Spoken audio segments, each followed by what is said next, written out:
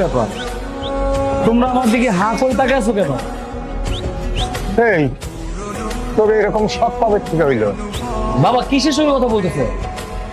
এই যে মেয়েদের মতো মেকআপ নিচ্ছস, এরকম মেকআপ নিচ্ছস কেন?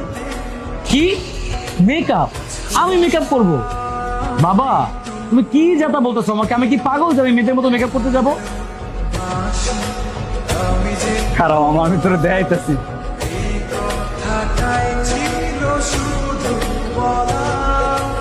এই ল দেখ।